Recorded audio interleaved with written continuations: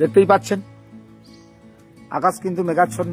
সেই বিকেল হলেই কিন্তু শুরু হয়ে যায়। সকালে যদিও আকাশ পরিষ্কার পরিচ্ছন্ন, কিন্তু এখন বিকেল হলেই কিন্তু আকাশে কালো কুচকুচে মেঘ, হালকা মাঝারি বৃষ্টি শুরু হয়েছে, মেঘের গর্জন, মাঝে মাঝে বিদ্যুতের ঝলকানি। অর্থাৎ বুঝতেই পারছেন যে আকাশ সেইভাবে কিন্তু মেঘাচ্ছন্ন হয়ে যাচ্ছে। কিন্তু আকাশের অবস্থা দেখেছেন কি অবস্থা, পুরো আকাশ কিন্তু ঘিরে ফেলেছে কালো মেঘে, কুচকুচে মেঘে। ছবি দেখে বুঝতেই পারছেন, আর আমি দেখাচ্ছি আপনাদেরকে, পুরো আকাশটাই ঘিরে ফেলেছে মেঘে, হালকা বৃষ্টি শুরু হয়ে গেছে। অর্থাৎ পরিস্থিতি দেখেই বুঝতে পারছেন চারিদিকে মেঘাচ্ছন্ন আর মেঘাচ্ছন্ন। আকাশ দেখেছেন, মেঘ আর মেঘ পরিস্থিতি। আর বৃষ্টি তো পড়া শুরু হয়ে গেছে। আমি ভাবছিলাম একটু লাইভ দেবো, বৃষ্টি যেহেতু শুরু হয়েছে আমাকে তো আবার ঢুকে পড়তেই হবে এই জায়গাতে। দেখি দেখাতে পারি কিনা। এই জায়গাতে একটু দাঁড়িয়ে আমি আপনাদেরকে লাইভটা দেখাচ্ছি। বৃষ্টি কিন্তু শুরু হয়ে গেছে, দেখতেই পাচ্ছেন আকাশ পুরো একদম মেঘাচ্ছন্ন। আর গাছের ডালে দুটি পাখি বসে রয়েছে, দেখতে পাচ্ছেন, দেখাচ্ছে আপনাদের। এরাও ভিজবে, বুঝতে পারছেন। ওই যে দুজনে বসে রয়েছে, ওই যে উড়ে চলে গেল একজন, আর একজন বসে রয়েছে, এই আবার একজন চলে গেল। অর্থাৎ বৃষ্টি পড়া শুরু হয়ে গেছে। আকাশ একেবারে সেইভাবে মেঘ, কালো কুচকুচে মেঘ, চারদিকটা দেখে বুঝতে পারছেন বৃষ্টি যেহেতু পড়া শুরু হয়েছে। আপনাদের কি দেখাবো, আর মেঘের তো ডাক চলছে। আকাশের অবস্থা বিকেল হলেই কিন্তু এরকম একটা পরিস্থিতি। আবহাওয়া দপ্তরের পূর্বাভাস অনুযায়ী যা যা বলেছিলেন তাই তাই হচ্ছে।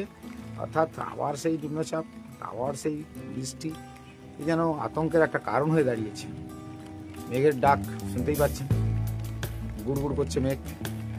অর্থাৎ আকাশ যত সময় যাচ্ছে, অর্থাৎ যত বেলা বেড়ে যাচ্ছে, তত কিন্তু আকাশ কিন্তু মেঘাচ্ছন্ন হচ্ছে। আমি তো বৃষ্টিতে একটু দাঁড়িয়ে পড়লাম, তার বেশি সময় দাঁড়ানো যাবে না এখানে। বৃষ্টিতে দেখাচ্ছি আপনাদের।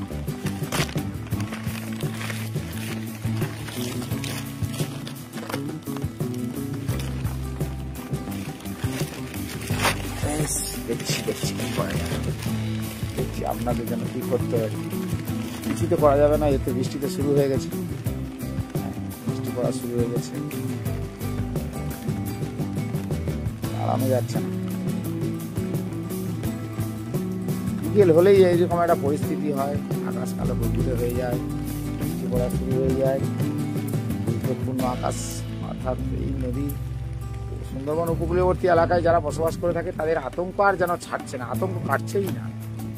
বিকেল হলেই তাদের কাছে যেন এই যে মেঘ, যে কালো ঘুটঘুটে মেঘ হয়ে যায় আর বৃষ্টি হয়, তখন তাদের মধ্যে কিন্তু একটা আতঙ্ক, এই বুঝি আবার বন্যা হয়। মানে এই সময় তো এর আগেই একাধিক ঝড়, বৃষ্টি, বন্যা হয়েছে।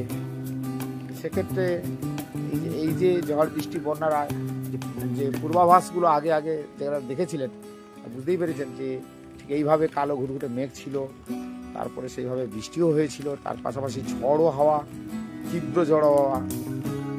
দেখি একটু আপনাদের ওই দেখি, ওই ট্রেন যাচ্ছে, ট্রেনের আওয়াজ পাওয়া যাচ্ছে, বৃষ্টিতে পড়া শুরু হয়েছে। চেষ্টা করবো আপনাদের ট্রেনটা, গ্রামের মধ্যে কীভাবে ট্রেন যায়, আর এই বৃষ্টিটা যেহেতু পড়ছে, দেখছি আপনাদের দেখাতে পারি কিনা, চেষ্টা করবো। আজকে দেখেছেন পুরো ঘুটঘুটে মেঘ হয়ে আছে, ডাকা শুরু করেছে। আপনি কোথাও যে বাড়িতে থাকলেও যে নিরাপদ, বিশেষ করে যখন বাদ পড়ে যায়, তখন কিন্তু আতঙ্কে থাকতে হয়।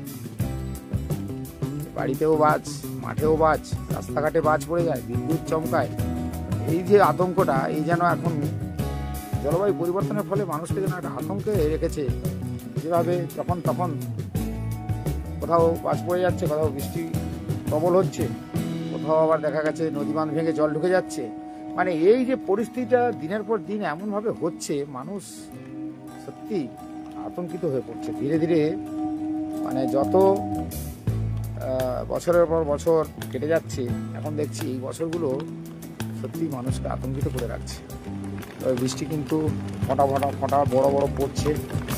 আর এবারে কিন্তু আমাকে বেশি সময় থাকা যাবে না। দেখি আপনাদের ট্রেনটা দেখাতে পারি কিনা। ট্রেনটা দেখাবো, ওই ফাঁক দিয়ে যাবে, দেখছি ওই যাচ্ছে, দেখেছেন ওই রাস্তার ফাঁক দিয়ে ওই যাচ্ছে, ওই চলে যাচ্ছে। তো আর এখানে দাঁড়াতে পারছি না, বৃষ্টি শুরু হয়ে গেছে। আমি এবারে লাইভটা বন্ধ করে দেবো। আপনাদের এতক্ষণ দেখালাম।